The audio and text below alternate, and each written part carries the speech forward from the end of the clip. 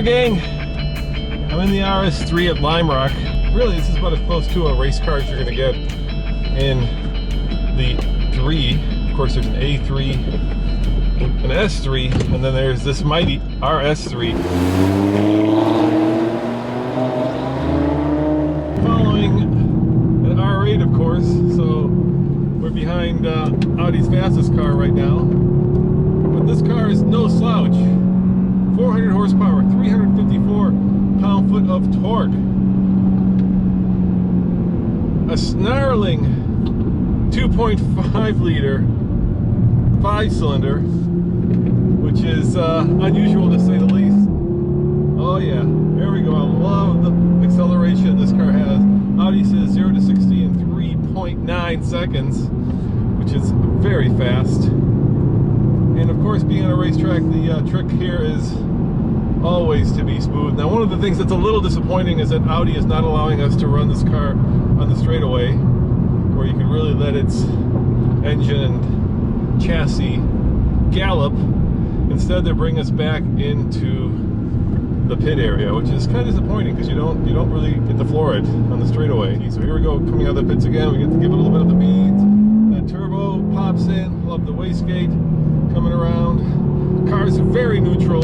It is, of course, a Quattro, so even with this dynamic stability control set so that the back end comes out, it's still very neutral, which means that I feel like it's kind of point and shoot. There's, at least from my point of view, not a lot of finesse that I can do with this, but it's fun. It certainly is fun. The best part about this car, I think, is the engine. It just loves. Get that turbocharger and loves to rev. I think I missed that. He was much better at it than I was. But boy, the acceleration and the braking are pretty phenomenal. It just pulls you in terms of kind of the car wanting to come around. You know, that's always the issue with these all-wheel drive cars. They always like to kind of understeer, which is very predictable, but not necessarily the most fun way to bring a car around. I mean, by understeer is that there's a lot of front-end push. So it almost, in some ways, drives like a front-wheel drive car. Yeah, that was certainly interesting. And the R8 was a lot smoother than I was. But it gives you a sense for what this car is. So what I would say about this car is it's, in general, very neutral, understeer, a little bit of front-end push. The engine is very powerful. Brakes, so far, are very good. Most cars that you take to the track, they start to heat soak after about 3 laps, and I don't see that happening with this car. The cooling lap, we are driving without braking if possible. When we come to the chicane, please use the engine brake so that you only have maybe 2 to the brakes. Thank you. And that's what I was talking about, you know, heat soaking, engine, car, overheating, everything just really suffering. And there are very few cars you can actually take off the street and put on a track and not have them go into kind of a limp home mode or have the brakes fade within 3 or 4 laps, just because street cars aren't set up for this kind of hard usage. And so obviously we just did 4 laps, and they want us to cool the car down, get a little bit of air over the engine, a little bit of air over the brakes, not use them, so that the thing doesn't necessarily overheat. What's that parking light on? Parking signal.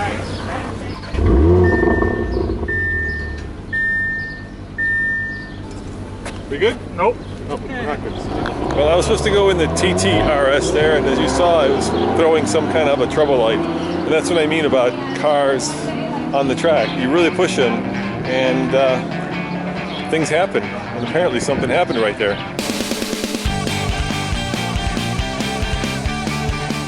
Alright guys, I'm now in the TTRS. Now let's see the difference between this car and the RS3. Now keep in mind, they have the identical drivetrains, so there's really no difference in terms of the engine. But this is a much more tossable car in a lot of ways. And we're about to find out if that's true. It immediately feels a lot more lively. I feel like I've got a little more control, a little bit a little bit on the lighter side, not as much weight. I can kind of feel like I can place on the track better.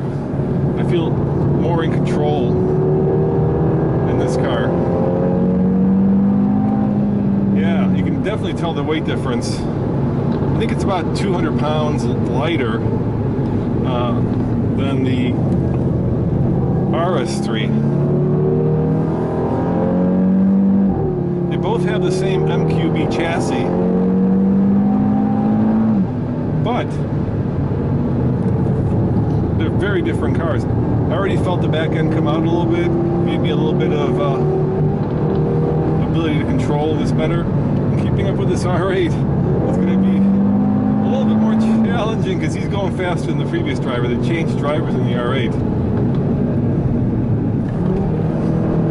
He's a little bit more spirited. All right, here we are on the power. Come around this long right-hand turn, hit the apex, which is luckily designated by the cones. I think these tires are starting to go a little bit too. I'm feeling a lot less grip, and I'm not sure it's because of the car. It may be more because of the fact that this is the last group of people who've gotten to hot lap these cars. I love that power. It just comes on so fast. Brakes are very confidence inspiring. Around this turn, hit this apex. It's cool, I've got another TTRS in my rearview mirror. On the power here. Hard braking. Around this turn, hit the apex.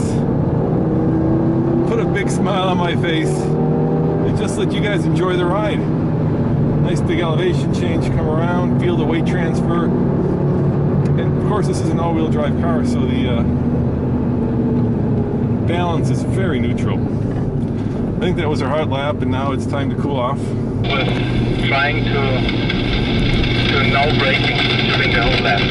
So on the cool down let me give you a couple of facts. 400 horsepower in both cars, 7-speed in both cars, 354 pound-foot of torque in both cars. So drivetrain identical. This car is about 200 pounds lighter. This car starts at about $65,000. The RS3 starts at about $55,000. So you're talking a $10,000 difference. And when you actually put the bells and whistles into them, like these cars have, and you go for all the tech packages, you can easily get up 10, maybe even $12,000, $13,000 more. And I'm sure that's how the dealers are going to order them. So there's a big difference in terms of price. $10,000 difference actually between the two cars. Now they are available at your local Audi dealership right now. This of course is a 2+2. That back seat is pretty unusable, except if you're putting in golf clubs. There is a lot more usable space in the 4-door RS3 with a traditional trunk. Which one would I buy for my money? I get this one in a heartbeat. It's just a much more entertaining, much more drivable car. I think if you're looking at a car where you actually have real leg space in the back seat, then I'd probably go to an M2, which actually does compete with the RS3. This competes kind of sort of against the 718 Porsche Boxster. Which of the two would I get? I'd probably get this one just because I like the all-wheel drive, and I live in Colorado where all-wheel drive has become kind of an essential part of being there in the winter. You can use it all year round. As always, this is Roman reporting for the Fastlane Car Guys. Thanks for watching me go on these hot laps. I really appreciate the chance to take these cars around the track. And yeah, check out tflcar.com for more news, views, and real world reviews. See you guys next time. Ciao.